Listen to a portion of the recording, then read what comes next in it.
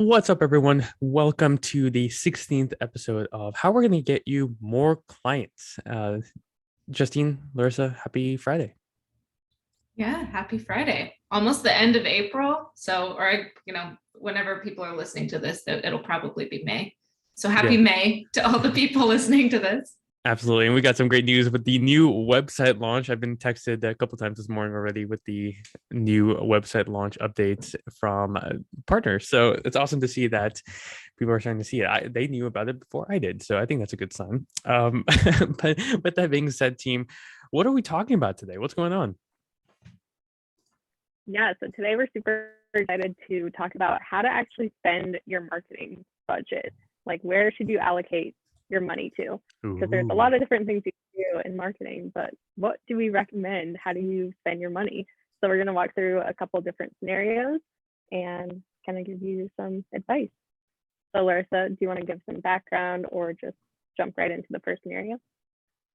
Sure. Well, I'll give like a quick overview just of some things you want to really consider before actually allocating your marketing budget. You really want to figure out like what is the outcome you're looking for, what's that price point, and then you need to figure out kind of do you need it really often comes down to like, do you need to invest time really building relationships or do you need volume? So we're going to go over a couple different scenarios to kind of illustrate that point. In both these scenarios, we're going to just budget out a marketing budget of like 10K, which I know sounds like a lot, but it's pretty standard for many companies. Probably like you want to budget like 20% of your revenue as like a marketing budget. So that should give you an idea. So I'm gonna actually jump in and completely say, let's just say it's 1,000, because truth be told, like even though we think marketing should be 10-20%, realistically it might be a percent or a percent to about 5% of a company's earnings. So instead of 10%, 10,000, which people might hear is like, oh, that's a lot of money. Let's just start with 1,000 without including labor, because often labor is associated with like that 10%, 10,000, right? Or do you guys hate that idea? We can do 10,000. I know we our can audience. Just break it out in like percentages. Yeah, so like 10,000 we picked because it's an easy number, but we'll just do percentages instead, and then it will pretty much apply like that percentage based on all your other things. So that's a good point, Nico. Like it does depend on percentages, and like it's also important to keep in mind like you should probably have like an overall marketing strategy and not necessarily focus on a singular avenue, especially avenues that you do not control. So when I say avenues you don't control, I mean like social media, for example. Obviously you control what you put out, but platforms change their algorithms. Like you're constantly fighting those platforms to get that result. Whereas if it's a platform you own, let's say your website, you're not necessarily fighting those platforms. So those are other considerations to keep in mind. It should be an all-encompassing strategy, including things you do own and things you don't, but you want to mix because things change quickly. And if Facebook one day changes their algorithm and you had an ad campaign that's working really well there, and as soon as Facebook changes their algorithm, your ad campaign is no longer working, you don't want to be totally screwed after like a single day. So keep in mind that like a bit of variety is really healthy, and you should have a bit of variety in your marketing strategy. So with that being said, let's go ahead and get into scenario one. Yeah, so scenario one, we're going to be focusing on if you're a SaaS company and you have kind of mid-level pricing and your goal is to get users. So how is the best way to spend your marketing dollars to get those users? So when we say mid-level pricing, we're just going to assume, because many SaaS products will have like a recurring revenue of like oftentimes like $20 to $100. So that's kind of what we're considering here as this mid-level pricing, like $20 to $100 per user. Your goal here ultimately is to get as many users as possible. That's what makes SaaS successful. It's successful at scale. So keep that in mind as we kind of go through this strategy. So really, if your goal is to get a a lot of new users acquired, you want to focus probably pretty heavily on avenues that are going to put you in front of a lot of people as possible, but aren't going to be as labor intensive as having one-on-one conversations with each of them. So what I mean by that is essentially you want to focus on PPC, pay-per-click, and SEO. Now, depending on the type of product you offer, whether you go PPC or SEO would vary, but you can kind of lump those into paid media, essentially. So if you do it yourself, keep in mind you won't necessarily have the agency fee. If you have an agency do it, they'll be able to leverage their experience from their other clients and probably get you to that ROI faster, but there will be an additional fee. So just consider that. We would honestly budget for this particular scenario about 60%, including your ad spend, about 60% of your total budget on the PPC and SEO. So with that being said, probably another 15 to 20% should be focused on your content strategy. So putting that money into creating content that builds trust in your niche and in your product specifically. So that can also be like educational videos. It doesn't necessarily have to be focused on acquiring new users. It can also be focused on retaining new users, because especially in SaaS, you also really need to focus on churn. That's a really big piece. I mean, that's a big piece in any business, but if people sign up for your service and they only stay a month because maybe you don't have the resources available for them to best use your product, that has a really big impact on where you would want to spend those marketing dollars. It's a lot easier to keep somebody who's already said yes than it is to get somebody to say yes from like scratch. So keep in mind that like that's probably how you want to spend those dollars, and your content strategy here should really be focused on building trust. So when we say that, we mean a lot of like helping people understand the outcome that your product gets them to. And not necessarily like the features and things are important, and those should all be noted on your website, but make sure they know, like if you have a productivity app, you want people to understand like this is going to take you from this taking 5 hours to this taking 1. You want to make sure they understand like that key thing that gets them over the end of the line. So then right now we've allocated about 75 to 80% of this budget. The rest we would honestly spend on retargeting email campaigns. The best way to do this to tie in with the PPC and SEO that you're already doing would be to have a retargeting pixel on your website that can identify users and potentially get their contact information. We would retarget them via email probably. But you can also add that data back into your PPC and SEO campaigns to make them better. So it kind of kills 2 birds with 1 stone. So make your PPC and SEO better, then also be able to reach out to those people directly. So, and then if there's anything left over, which realistically there probably shouldn't be, you could spend any additional money on just increasing your ad spend when you have an ad campaign that's working. And you could also spend it potentially on things like LinkedIn campaigns to maybe get more like commercial sized users. But if you're really going for just increased total users, that's probably the best way to do it. Now, keep in mind that would vary significantly. Like if you have a like a workout app versus like maybe a work productivity app, like the markets are different. So this strategy is not really a one size fit all, but as a general, this is how I would kind of spend that money. Nico, did you have any thoughts on that? Anything to add?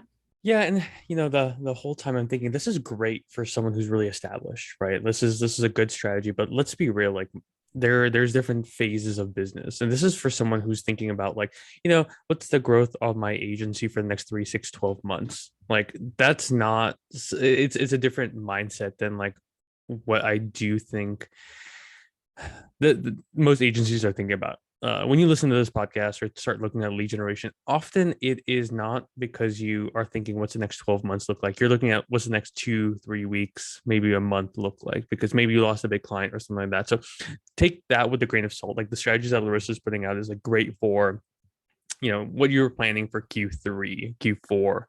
next year.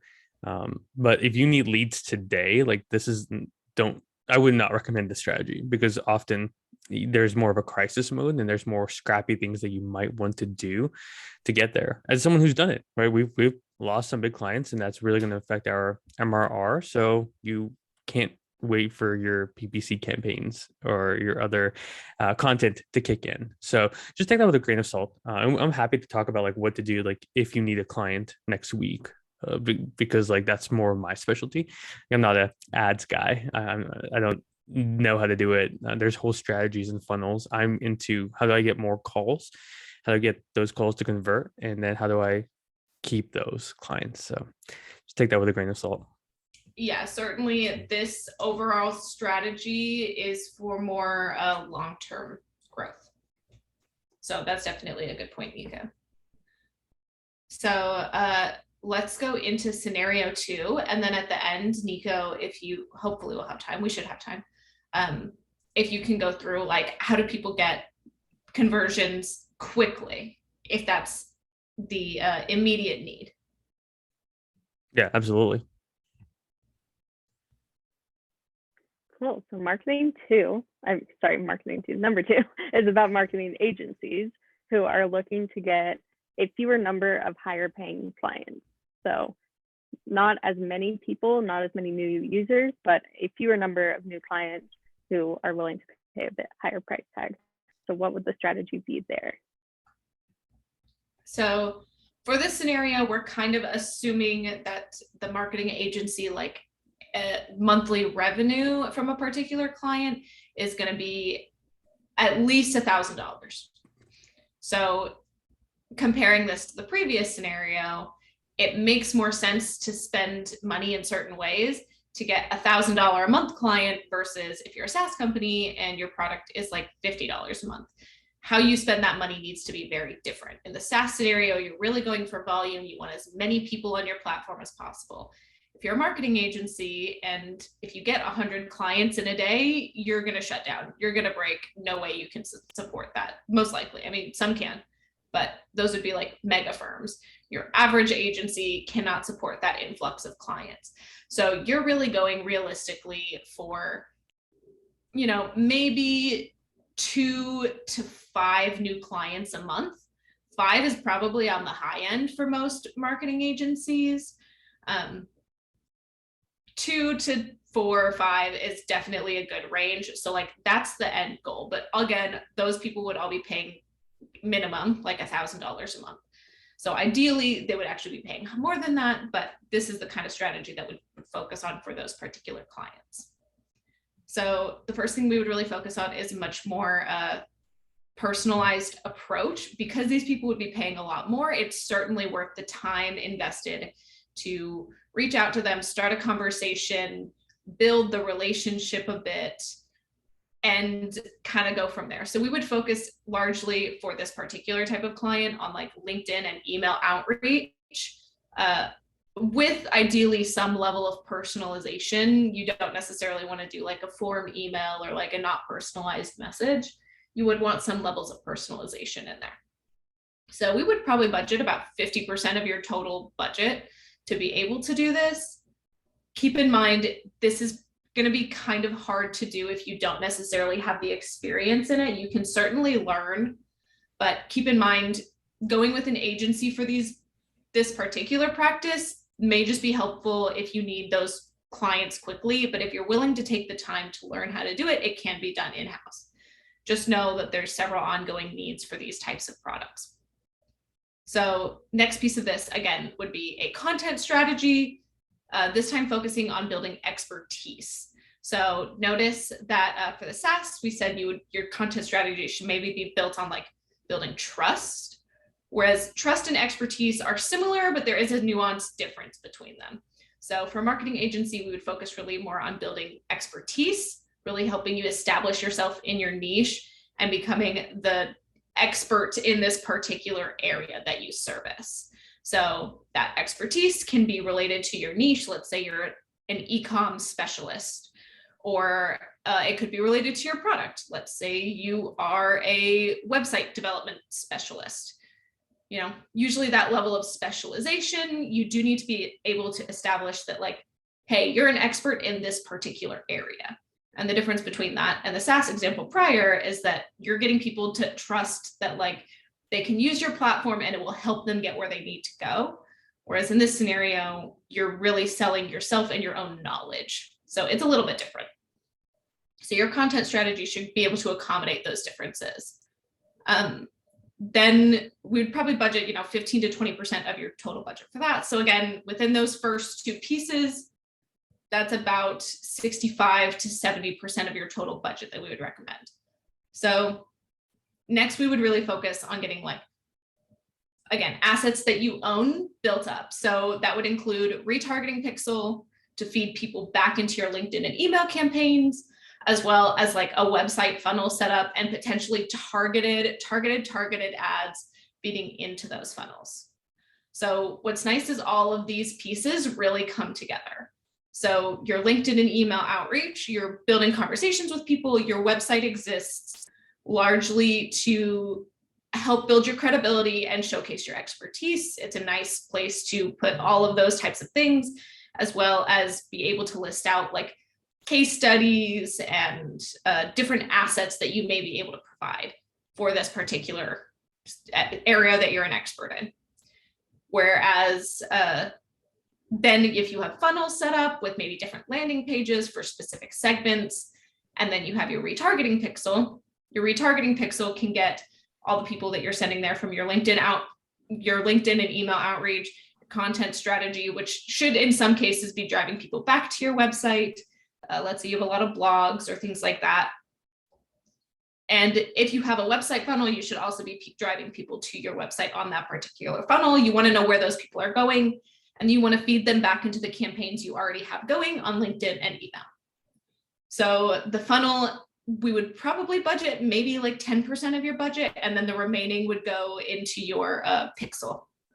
But the pricing there really is going to depend on like your users. So it's different for marketing agencies versus SaaS. SaaS may pay more for a pixel just because the likelihood that they're going to get a higher volume of unique visitors makes more sense for their particular model. Whereas for a marketing agency, your goal may not necessarily be to get like 10,000 hits on your website. You really want to focus on those conversions. So that's where you can use Pixel to retarget the specific people that you want. So those are pretty much the two strategies we would outline for these two like very different groups, but often kind of get lumped together. So Nico, how would these people get business like tomorrow? And feel free to walk through like scenario 1, SaaS company, scenario 2, marketing agency. Yeah, I mean, again, it really just depends. Right, we're going to go very analyze. I don't want to overanalyze this, right? Like, let's just paint a clear picture. It doesn't matter if you're SaaS or agencies. Like, it really doesn't matter in this case, right? So you woke up and you lost a large client that might account for 10, 15, 20, maybe even 5% of your revenue, or maybe even 50. It doesn't really matter. And you need to replace that client ASAP, right? Like that's your focus. Now, the first thing that I would do in that position is understand, can I upsell any current clients? Is there a different service or anything that I can do today, right? Let's say you only have 3 clients, probably not. If you have 50, then you potentially can, right? That's first where I'd start. And that would take an hour or 2. Okay. After that, I would start looking at, okay, I need a new client for, let's say, 2,000 a month to 10,000 a month, right? That's what I need. Well, who do those clients look like? Again, I look internally and say, who's my best client? How can I build a persona out of them? We have a podcast about building a persona, but again, we're talking speed today. So you're going to start there, and let's say the common denominator is that they are a health business based in the south of the US, 11-person to 15-person firm, and you're going to sell some type of email services to, right? That's for SaaS or for SaaS or agencies, right? Now your goal is pretty simple. Who can I go serve? Right. So I don't know your value proposition. I don't know your offer. Right. So I would make sure that my offer is clean. We help health-based businesses do X with email without Y. Right. Then I would go find people who already have email software that have negative reviews. There's always email software that goes down for whatever reason. Larissa and I can probably talk through like 10,000 different email softwares that we've tried. But in this case, I would look for someone who, wow, that's a very persistent caller there. But cold calling, and we'll talk about that in a second. But what I would do is I would then get a irresistible offer put together for them.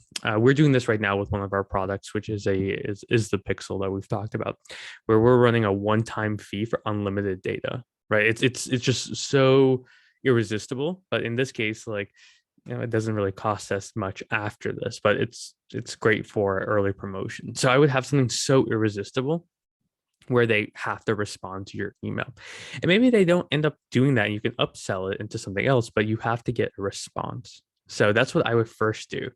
While my emails are going out, 10, 15, 20 custom a day, I would find additional 10 that I can do on LinkedIn InMails. So if you have Sales Navigator, you can do, I think 30 or 50, or I think it's 30 a month. So you can directly like email, quote unquote, get into their inbox. Then I do 5 to 10 connections with perfect people. Now you've at least hit about 20 on email, 10 on LinkedIn, and then 10 on InMail. So you're 40 down. By this time tomorrow, you're going to have a response. Now it might be negative, right? And you can learn from that, or it might be positive. But that's the first thing. You need to get this built for today, do the same thing for tomorrow. And then tomorrow, when you log in, you'll have a couple of responses, but then you can figure out, okay, I'm seeing much more of a response on email. Let me focus on more emails. I tested cold calling, and it took me 50 calls to get to one person. They ended up closing. So that's another mechanism that you can do tomorrow. And that only took me an hour. So really within the next couple of days, if you rinse and repeat this process, you will end up getting conversations, right? As long as you have a clear offer statement, offer niche, you will break through the noise. And then you just have to rinse and repeat this for 3-4 days, and you will most likely have 2-3 calls that can then turn into a client. So, right, it doesn't need to be like hard or difficult, but you can kind of see the power, how quickly you can get a client in the door. Yeah, absolutely. It's definitely worth noting that that's a lot of like manual work. It's totally worth doing, especially if you need clients really quickly. And it can be sustainable, actually, like, as long as you have good lists and you know exactly who you're reaching out to. So probably all of that to do in a day is probably like a full day's work. Wouldn't you say, Nico? Oh yeah, absolutely. And maybe a full day as in like a 10-hour day. Yeah. It's I get in these workflows where it's like you wake up and it's like 9.5 hours after starting. And it's like, oh goodness, like that's a whole day. Yeah. So keep in mind that is an option. It can potentially be sustainable. It's very manual, and it's basically, really hitting the pavement. As we mentioned before, there are other strategies that can help more in the long term, but that's a really good point from you, Nico, that like those are more long-term strategies. If you put money behind ads or LinkedIn and email campaigns or website funnels, you really shouldn't expect to get anything out of that, probably even within your first month. So another thing to really consider when choosing the best marketing strategy for you is that every single piece of this takes a lot of testing. The reason that Nico's strategy that he laid out can be very, you can turn clients quickly, is that you are doing a lot of testing in a very short amount of time.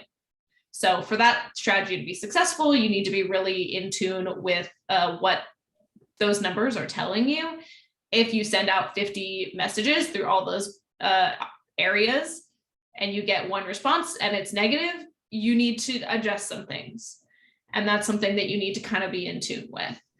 So it is a lot of like hitting the pavement, getting data, analyzing, making changes, doing everything quickly.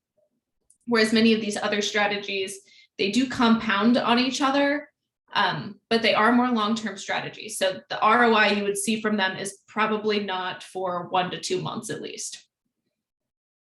But some of them, you never know, you might just like hit gold and like, that's a great strategy for you to go for. Yeah, and you know, the biggest thing that we always talk about is just testing, right? Like at the end of the day, there's no like silver bullet. Like the whole content strategies and PPC, and the reason we split everything up is because like once you're really like once you really are running, then it becomes very important for you to diversify your lead platform. When we first started, all I did was outbound on LinkedIn every day, 10 hours a day. Larissa would get sick of me for how much outbound we would do, because that was the only way that we knew on how to reliably get leads. And then after a while, then we brought on the amazing Justine to help us on content, and that added a different layer to it. And then we added the pixel, then we added email, then we added all these other mechanisms so that we're ultimately diversifying. So if LinkedIn goes down for a day, email for whatever happens, like we're okay with that because we know that we're getting leads from numerous places. But like I said in the beginning, you don't have that luxury, and it's often harder to separate everything into different buckets, because you're not because you need one to work, right? Like, so it's there are pluses and minuses to all strategies, and you just have to figure out like which one's going to get you there fastest, double down on that one, and then start adding in these other ones. Yeah. So I think that's everything we want to cover. I think this might be our most, I mean, it's hard to say would be our most like value packed, but I think it would be probably most applicable to almost anybody who would be listening. So we'll definitely be curious to hear if people can feel free to roast us for our strategies, or reach out to us with questions on anything like that. You can find us LinkedIn. You can email Nico at nico@getboundlessmedia.com, or you can find us on pretty much every social media platform. Send us a DM. Yeah, we don't bite. We like to help people, so that's I think that's a plus. But yeah, if there's any questions, let us know. This has been amazing. You guys have been just amazing with really like listening to these podcasts. And again, knowledge is great, but it's even better when you apply it and start actually driving new business and new revenue. So if you have any questions about how to do that specifically, don't be shy. Reach out, and you guys have a beautiful rest of your day. Cheers.